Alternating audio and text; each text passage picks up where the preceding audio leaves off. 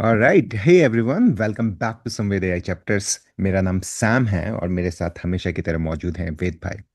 दोस्तों, ये सेशन 7 है हमारा। This is rag, this is retrieval augmentation generation.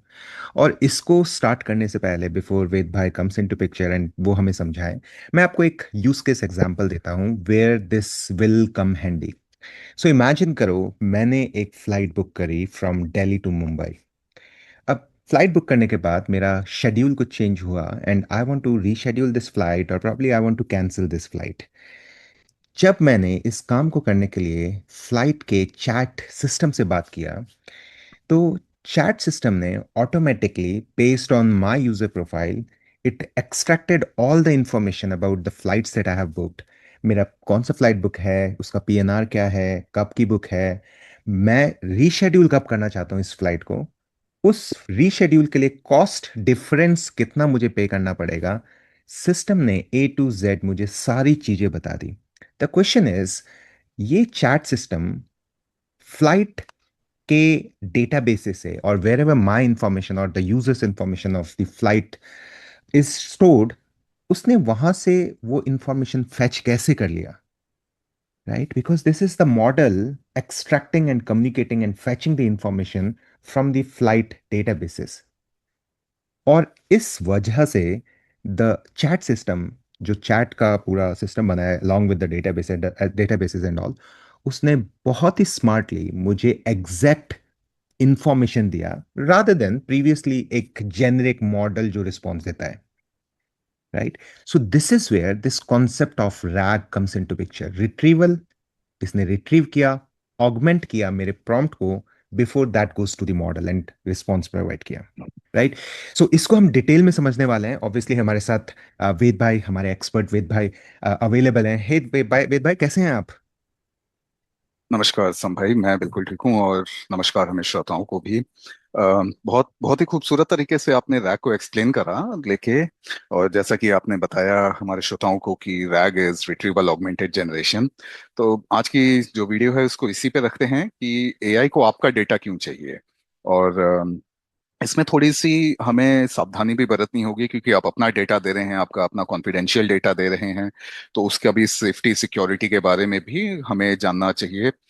India जैसे आपका मीटी जो है अभी डीपीडीपी एक्ट लेके आया है, digital privacy data protections act of 2023, जो कि अभी थोड़ा सा अमेंड होके 2026 पे आ गया है।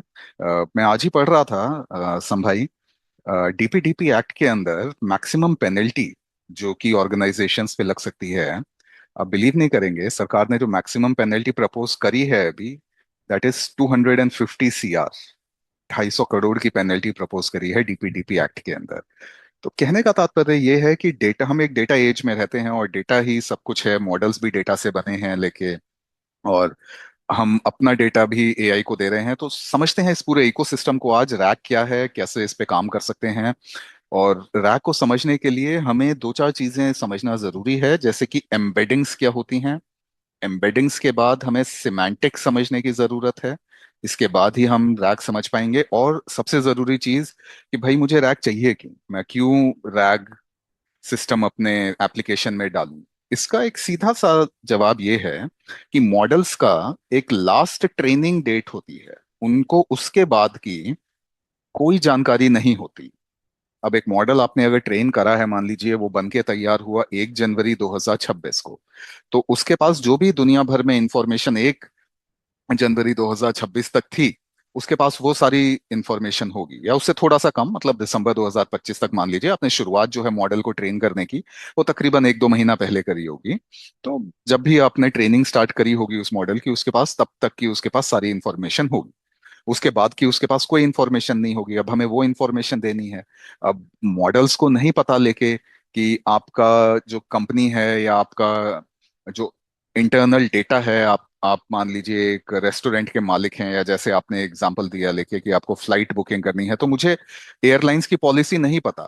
राइट? मान लीजिए वो डेटा मॉडल के पास नहीं है। वो क्यों नहीं है? क्योंकि भैया वो इंटरनल डेटा है, वो एयरलाइंस ने इंटरनेट पे पब्लिश नहीं करा, वो कहीं पे भी अवेलेबल नहीं है, वो कंपनी के इंटरनल इंट्रानेट पे अवेलेबल है। अब मुझे वो डेटा मॉडल को देना है, उसके लिए हम रैग यूज करते हैं, रिट्रीवल ऑगमेंटेड जनरेशन।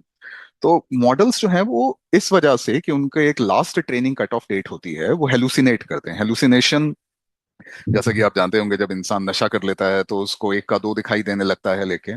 तो उसी तरह से मॉडल्स मतलब नशा नहीं कर रहे हैं, बट हेलुसिनेशन टर्म जो है वो वहीं से लिया गया है।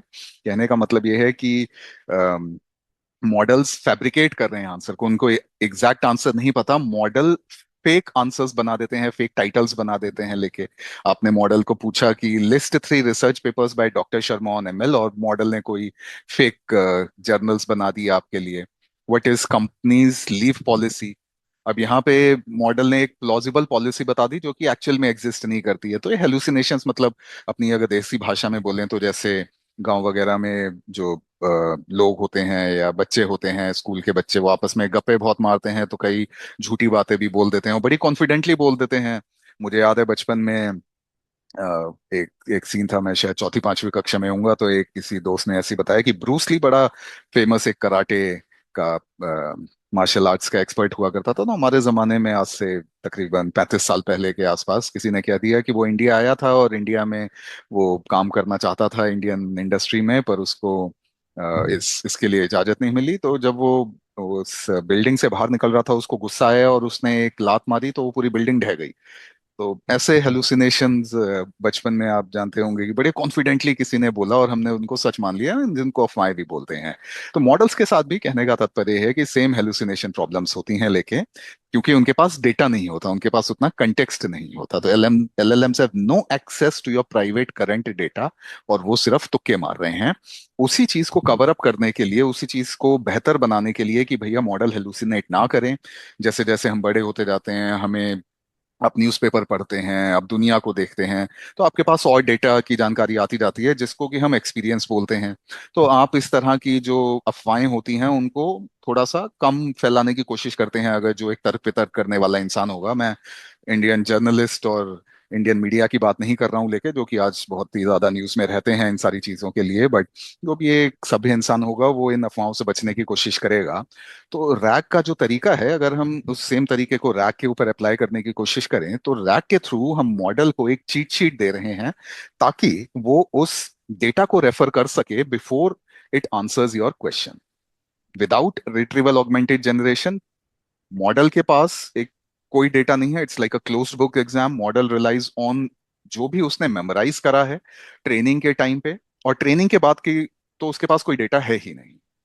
इसके पास कोई डॉक्यूमेंट नहीं है, कोई करंट इंफॉर्मेशन नहीं है, और उस गैप को फिल करने का कोई तरीका नहीं है। बट रैक के साथ मैं क्या कर रहा हूं, मैं पीडीएफ फाइल हो गया आपका, डीओसीएक्स फाइल हो गया आपका, एक्सएलएसएक्स फाइल हो गया आपका, टेक्स्ट फाइल हो गया, इमेजेस हो गया, किसी भी तरीके का डेटा मैं मॉडल को दे रहा हूं, ताकि वो रिट्रीव कर सके उस डेटा में से, वो इंफॉर्मेशन को रिट्रीव कर सके उस पीडीएफ फाइल में से, उस डॉक फाइल में से।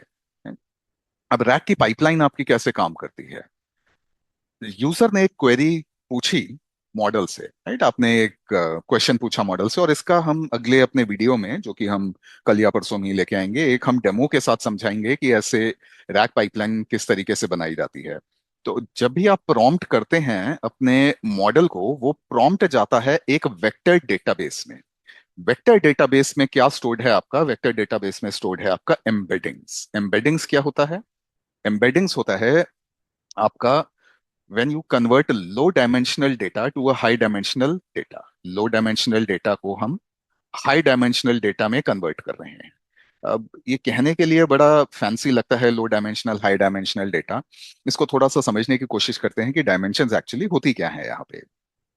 जब मैं डायमेंशंस कहता हूँ, आप संभाइए, आप इसमें अपना विचार रखिएगा आगे।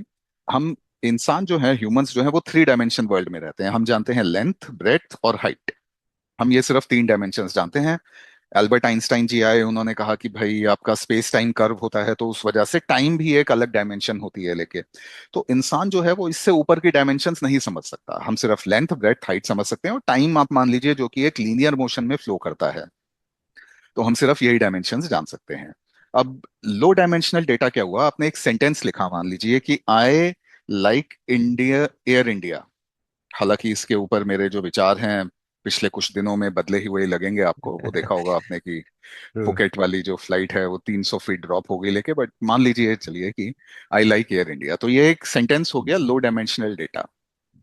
अब मैं इसको अगर हाई डायमेंशनल डेटा में कन्वर्ट करूंगा, मतलब कि मैं इसमें से टेक्स्ट एक्सट्रैक्ट कर रहा हूं, आई एक अलग टोकन होगा, लाइक एक अलग टोकन होगा, एयर एक अलग टोकन होगा, इंडिया एक अलग टोकन होगा, और मैं इसको एक मल्टी डायमेंशनल प्लॉट पे डाल के इसको न्यूमेरिकली कन्वर्ट करके सिमेंटिक सिमेंटिक सिमिलैरिटी सर्च करने के लिए मैं इस डेटा को हाई डायमेंशन में कन्वर्ट कर रहा हूं, जिसमें कि मान लीजिए डायमेंशंस क्या हुई इसमें। ब्रांड नेम एक डायमेंशन हो गई, इसमें आपका सेंटिमेंट एक डायमेंशन हो गई, जैसे कि लाइक आप अनलाइक भी कह सकते थे, बट लाइक एक डायमेंशन हो गई। ब्रांड क्या हुआ, एयर इंडिया ब्रांड हो गया। इसके अलावा एक और डायमेंशन क्या हो सकती है आपकी कि इंडस्ट्री इंडस्ट्री हो गई, एयरलाइंस यहाँ पे आपकी। इसके बाद आपका एक और डायमेंशन हो गया, मान लीजिए यूजर। यूजर क्या हो गया कि आप ही अपने आप को कह रहे हैं, तो आई इज द यूजर। तो इस तरह से बहुत सारे डायमेंशन हो सकते हैं, और उस डायमेंशन पे हम डेटा प्लॉट करके ये जानना चाहते हैं कि सिमेंटिकली ये शब्द कितने सिमिलर हैं या डिसिमिलर हैं एक दूसरे से। सिमेंटिक्स होता है आपका study of meanings. Study of meaning पूरा का पूरा जो जनरेटिव एआई, एजेंटिक एआई का दुनिया है, वो वर्ड सिमिलैरिटी से हटके सिमेंटिक सिमिलैरिटीज की तरफ जाती है। और पूरा ये जो जनरेटिव एआई की दुनिया है सिमेंटिक्स के ऊपर बेस्ड है। कहने का मतलब ये है, आप शायद हमने ये एग्जांपल पहले अपनी वीडियो में दिया है या नहीं मुझे याद नहीं, बट मैं फिर से ये एग्जांपल बता देता हूँ कि मैं एक सेंटेंस कहता हूँ, do you understand gravity of this situation. अब यहाँ पे जो ग्रेविटी शब्द है, आप इससे क्या समझेंगे, संभाई आप बताएंगे। जी वेद भाई, ग्रेविटी का मतलब यहाँ पे इम्पोर्टेंस समझ में आता है। डू यू बिल्कुल, understand the importance of the situation? बिल्कुल।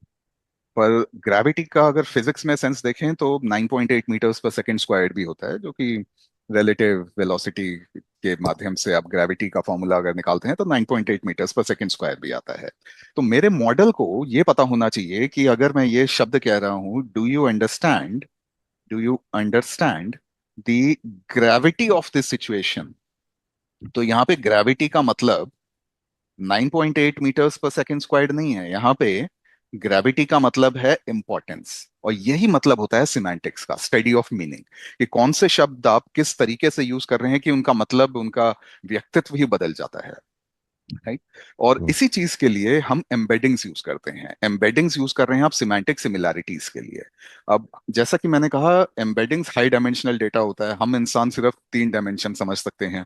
तो अगर आप इस सेंटेंस का हाई डायमेंशनल एम्बेडिंग्स देखेंगे, एम्बेडिंग सिर्फ एक न्यूमेरिकल वैल्यूज होती हैं जो कि डायरेक्टली देखने से हम कोई सेंस नहीं बना सकते। हमें कुछ नहीं समझ आएगा अगर आप डायरेक्ट एम्बेडिंग्स को देखेंगे। एम्बेडिंग्स होंगी कुछ ऐसे 0.1897 something something, comma plus 1 point something something, comma 0 point something something, इस तरह से कुछ न्यूमेरिकल वैल्यूज होंगी। इनको आप कहते हैं वेक्टर स्पेस और वेक्टर एम्बेडिंग्स, क्योंकि ये vector are what, vector are single dimensional arrays. तो एक्चुअली जब हम बात कर रहे हैं वेक्टर डीबी की, तो वेक्टर डीबी एक तरह का डेटाबेस, एक स्पेशलाइज्ड डेटाबेस है जिसके अंदर आपका ये एम्बेडिंग्स स्टोर हो रही हैं। अब जब यूजर आपका डेटा क्वेरी करता है, सिमेंटिक सिमिलैरिटी के बेसिस पे उस वेक्टर डेटाबेस में से कुछ चंक ऑफ डेटा, चंक मतलब पार्ट ऑफ डेटा, को रिट्रीव करा जाता है, इसीलिए उसको रिट्रीव बोलते हैं हम। खोजा जाता है और उसको निकाला जाता है। चंक ऑफ डेटा, पूरा डॉक्यूमेंट नहीं। मान लीजिए आपके पास एक पीडीएफ फाइल है, उस पीडीएफ फाइल, जैसे आपका एयरलाइंस की पॉलिसी हो गई मान लीजिए, उस पीडीएफ फाइल को मैंने एम्बेडिंग्स में कन्वर्ट करके एक वेक्टर डेटाबेस में स्टोर करा, और सिमेंटिक सिमिलैरिटी के बेसिस पे कुछ चंक ऑफ डेटा उसमें से रिट्रीव करा। जनरली सिमेंटिक सिमिलैरिटी के 3 तरीके होते हैं।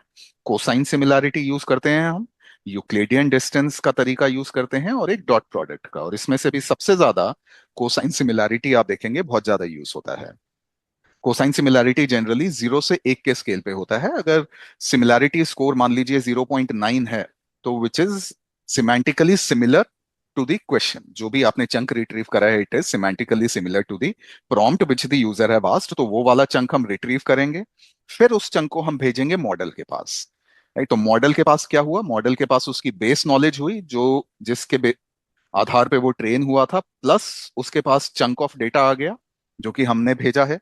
तो मॉडल के पास इस चंक ऑफ डेटा की वजह से एडिशनल इंफॉर्मेशन आ गई, और इस एडिशनल इंफॉर्मेशन के बलबूते पे मॉडल जो है वो आपके लिए नए जवाब जनरेट करेगा, और चांसेस ये हैं कि वो हेलुसिनेट कम करे, लेके तो इसीलिए हम इसको कहते हैं रिट्रीवल ऑगमेंटेड जनरेशन। तो वेद भाई, इसमें क्वेश्चन है। हाँ बहुत जी। ब्यूटीफुली आपने एक्सप्लेन किया। Can we go back to that previous slide? हाँ। हाँ जी। तो ये थर्ड स्टेप में you mention that base knowledge plus chunk जाएंगे। क्या यूजर की क्वेरी भी जाएगी इसके साथ? हाँ बिल्कुल, ऑब्वियसली। हाँ। भाई, यूजर की क्वेरी के बिना तो काम ही नहीं होगा, वो तो आप पूरे उसमें ही पास कर रहे हैं लेके। तो जो अच्छा। रिक्वेस्ट है, मतलब हाँ, आपका जो प्रॉम्प्ट है वो तो ऑब्वियसली जाएगा ही जाएगा, उसी के जाएगा। आधार पे जो बेस नॉलेज में से भी तो कुछ इंफॉर्मेशन निकाली जाएगी, गॉट और इट। जो नया चंक ऑफ डेटा है उससे भी इंफॉर्मेशन निकली। तो ऑगमेंटेशन का मतलब यही हुआ कि आपने ये दो चीजें पास करी, प्रॉम्प्ट तो ऑब्वियसली है ही है। Got it. सो मुझे जो समझ में आया मैं उसको एक बार क्विकली समराइज करना चाहूंगा। तो मुझे ये समझ में आया, initially there is something called vector, जो वेक्टर डेटाबेसेस हैं, जहाँ पे पीडीएफ्स डॉक्स उन सब का वेक्टर, जो कि एक मैथमेटिकल टर्मिनोलॉजी मुझे समझ में आती है इन टर्म्स ऑफ नंबर्स, कुछ सेट ऑफ नंबर्स वो बने हैं। And not just vector but वो इन ए वे ऐसे रिलेशन मेंटेन कर रहे हैं with other words which is making sense of what this word is, like gravity वाला आपने एग्जांपल दिया। So those are not just vectors, those are actually the numbers that is embedding which makes sense what they do have relationship with another numbers.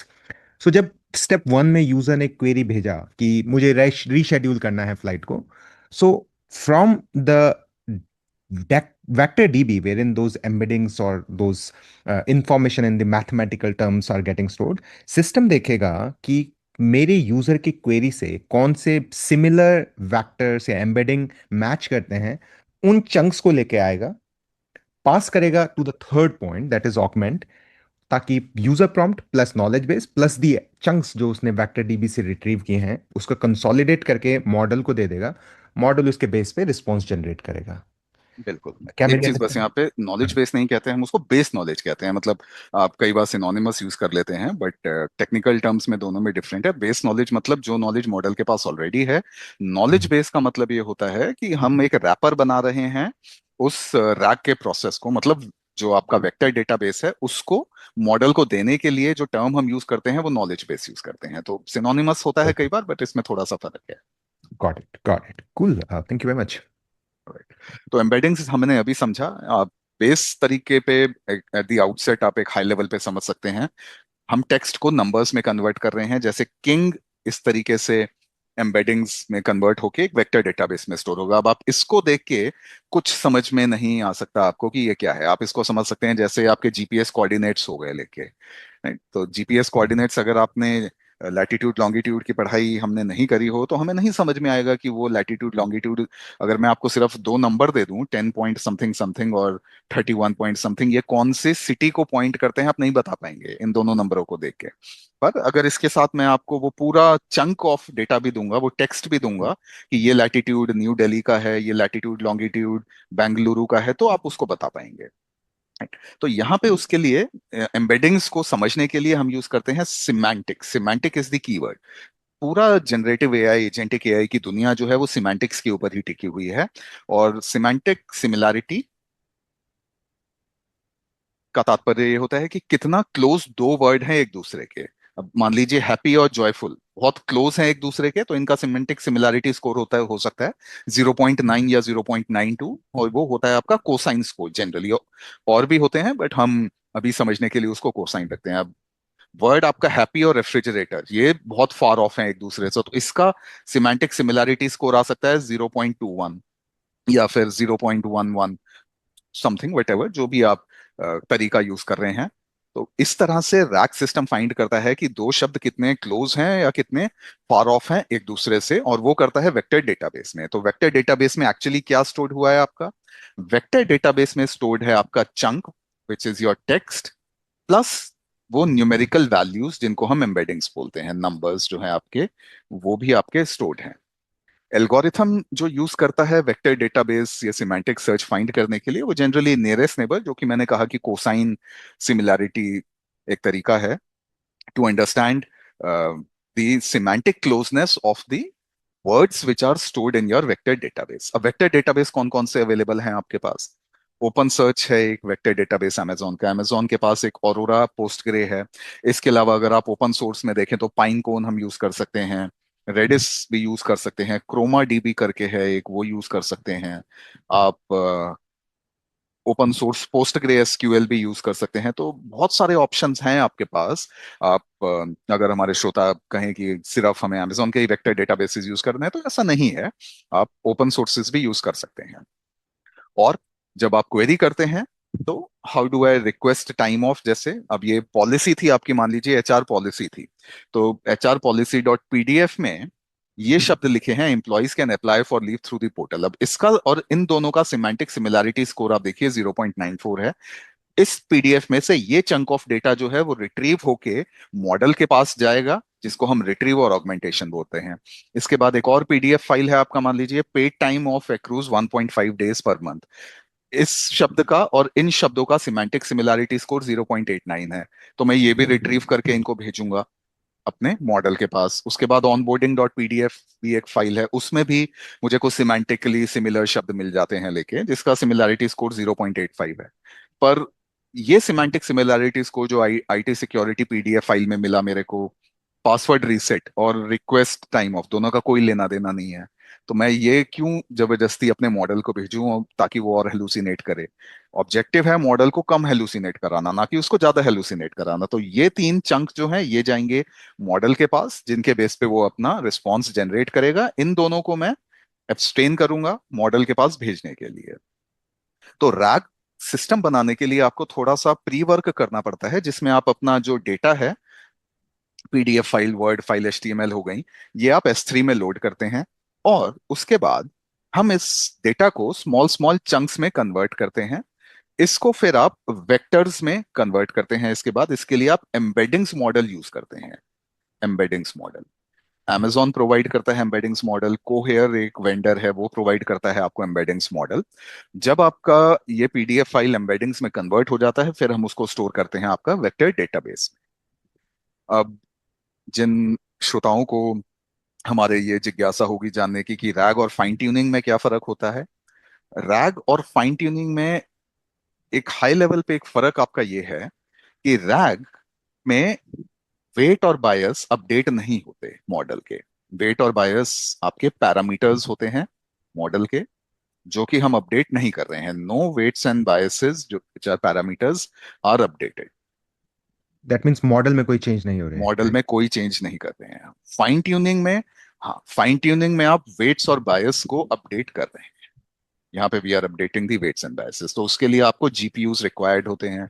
Setup time आपका कई दिन हो सकते हैं, लेके आप डेटा कलेक्ट करेंगे, जीपीयूज चलाएंगे, तो उसमें आपको कई हफ्ते कई दिन लग जाते हैं। लेके रीट्रेनिंग इसी को बोलते हैं हम।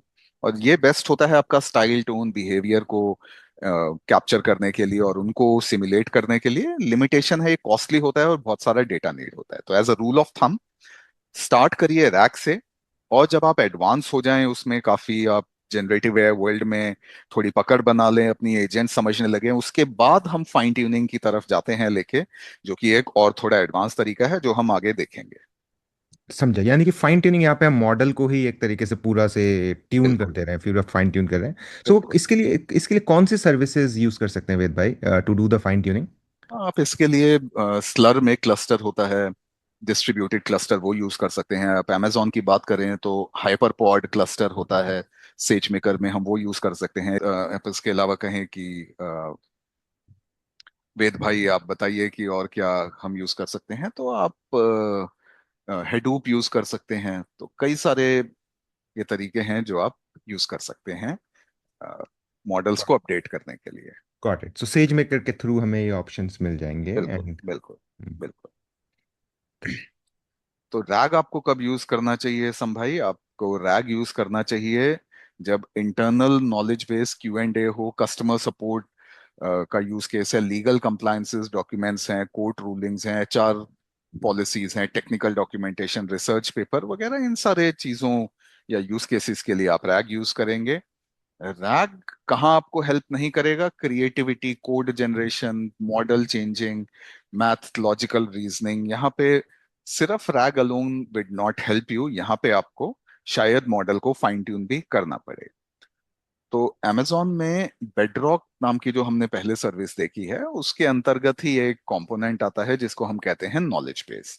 तो यहीं पे वो डिफरेंस है जो मैं आपको कह रहा था, बेस नॉलेज और नॉलेज बेस में यही फर्क होता है कि नॉलेज बेस, जैसे उसको शॉर्ट में हम लिखते हैं केबी, knowledge base is actually a combination of your embeddings model plus your vector database। तो इसका एक एब्स्ट्रैक्शन लेयर बन जाता है जिसको हम नॉलेज बेस बोलते हैं, जो कि आपके मॉडल के पास अवेलेबल होता है। अब इसका काम है रिट्रीव करना और ऑगमेंट करना, और जो भी आपने चंक ऑगमेंट करा है उसको मॉडल के पास भेजना, मतलब जनरेट करना, और फिर आपके पास फाइनल रिस्पॉन्स आता है। Got it. सो यूजर्स की क्वेरी जब आई, इसने देखा कौन से रेलिवेंट चंक्स हैं, उनको बिल्कुल। फैच करके आगे मॉडल को, फाउंडेशन मॉडल को हैंड ओवर कर दिया, जी ये लो इसका रिस्पॉन्स जनरेट करो। बिल्कुल। तो आज के वीडियो में इतना ही। आज हमने ये मोटे तौर पे ये देखा कि एलएलएम्स जो हैं उनके एक इनबिल्ट टेंडेंसी है हेलुसिनेट करने की, जिसको दूर करने के लिए हम रैग एक तरीका यूज करते हैं। हालांकि इसके लिए हम फाइन ट्यूनिंग भी यूज कर सकते हैं, वो हम आगे देखेंगे।